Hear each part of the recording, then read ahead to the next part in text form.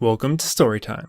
If you've been with me for a while, you may have picked up on some subtle hints that I'm a fan of Dragon Ball. Well, let me come clean. I do love Dragon Ball. It's one of my favorite things basically ever. And given that we're about to get a new TV series for the first time in years in Dragon Ball Super, a pal of mine suggested it might be a good idea to give Dragon Ball the Storytime treatment, to catch people up and get them ready. Dragon Ball is a manga series that ran in Weekly Shonen Jump from 1984 to 1995, written and drawn by the inimitable Akira Toriyama. Globally, it's one of the best-selling comics of all time, and its impact on Japanese storytelling is undeniable, with few manga artists working today who can't say Toriyama was a huge inspiration. Of course, Dragon Ball is also known for its anime, which got the moniker Dragon Ball Z as the characters got older.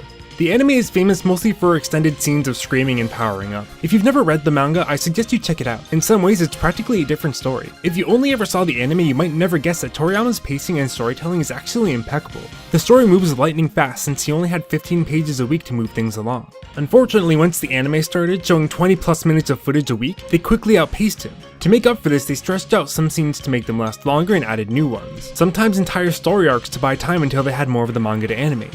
This is called filler, and is very common in shonen anime that run for a long time like that. Even though Toriyama often did character designs and gave some ideas for the filler, the anime staff mostly did it on their own, and so it's not considered canon or the official events of the story as far as the manga is concerned. So what is canon? As far as Dragon Ball Super is concerned, anything that Toriyama made himself or personally oversaw. This is important because the movies and TV series being made now were created with the idea of continuing as if the manga had not ended, which means that any extras in the anime won't apply in most cases. So our official canon as far as Dragon Ball Super is concerned is Jaco the Galactic Patrolman. This is a more recent Toriyama manga that was revealed to take place before Dragon Ball. Dragon Ball Minus, a chapter on Goku's origin that appeared at the end of Jaco. Dragon Ball, the 42-volume manga. Keep in mind, Z was only put in the title of the anime. Yo! Son Goku and Friends Return, a short anime special for Jump's 40th anniversary. Battle of Gods, the 2013 movie. Revival of F, the 2015 movie. And Dragon Ball Super, the new series. Technically, Dr. Slump and Nekomajin, other Toriyama mangas, both take place in the same setting, but they're not really necessary for this main story, though I still totally recommend reading both. Dragon Ball Online, a Korean MMORPG that Toriyama personally oversaw, and Dragon Ball Xenoverse, which uses many of its ideas and is basically a sequel of sorts to it, could both definitely be considered canon, but they take place way in the future, so we're not going to worry about them here. Though if you guys want, I'll totally cover some of the story from them, as it goes hundreds of years into the future and is actually pretty interesting, so let me know. The recent movies were of course animated, but they were specifically overseen by Toriyama, who in his older age doesn't have the fortitude to draw a weekly manga series and prefers to do writing and design. All the other Dragon Ball movies and specials were created by the anime staff, with Toriyama only providing occasional notes. This means in terms of any new content, the old movies and things like the Bardock specials are non-canon. Think of them as fun what-if side stories. This also means Dragon Ball GT is entirely non-canon to Dragon Ball Super. Toriyama only designed the logo and some of the main characters, other than that he wasn't involved at all. I think it's important to say here that you're still more than welcome to enjoy all the anime, movies, and GT. Don't feel like you only have to like what's canon to Super. The distinction is only important because the manga, being the original work, is the one that Toriyama will use to create any new material going forward. While it's possible he might go beyond it, it's pretty unlikely. Now, besides the canon, it's also important to note that while Dragon Ball Z is one of the most popular anime ever to air in the West, I consumed most of it in Japanese, since the original dub ended midway through the Namek saga and the internet filled in the gap for me.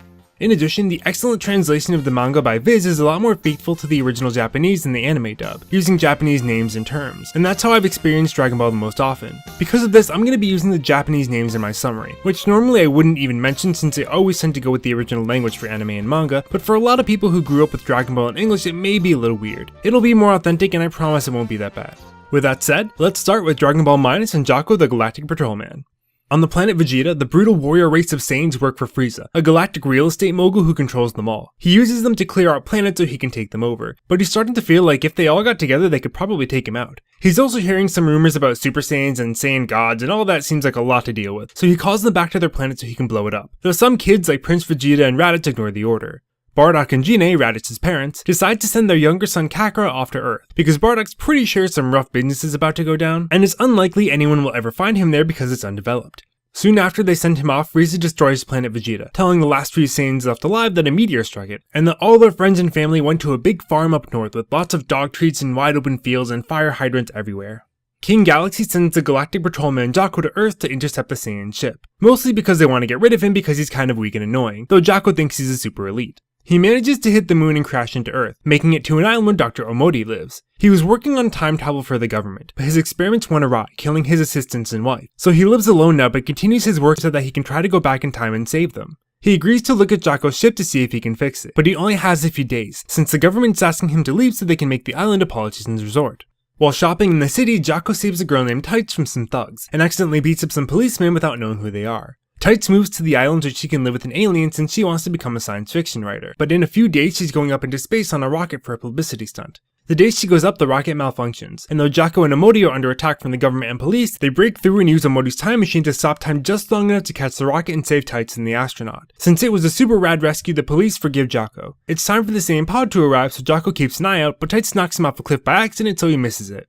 Tights reveals that she's one of the heiresses of the famous Capsule Corp, and her father is a brilliant scientist and the richest man in the world. He visits with his wife and youngest daughter Bulma, the super genius who effortlessly fixes Jaco's ship so he can go home. Since never having seen the pod land, he assumes it got lost somewhere. In fact, the pod lands in the wilderness, and Kakarot is founded by the martial arts master Son Gohan, who takes the boy in and names him Son Goku. He's wild and unruly until he hits his head while on a walk, and his savage nature changes to calm and kind. Gohan raises the boy as his grandson, teaching him to fight over the next 10 years. He discovers that if Goku looks at the full moon, it triggers the transformation into an Ozaru, or great ape. Unfortunately, one night Goku does just that and ends up stomping his grandpa and killing him, though he doesn't remember it once the transformation wears off. The only memento he has from his grandpa is an orb, which he's about to find out is a Dragon Ball. Thanks for watching Storytime. If you'd like to see more, you can subscribe, or you can follow me on Twitter or Tumblr to get updates when new videos come out. See you soon!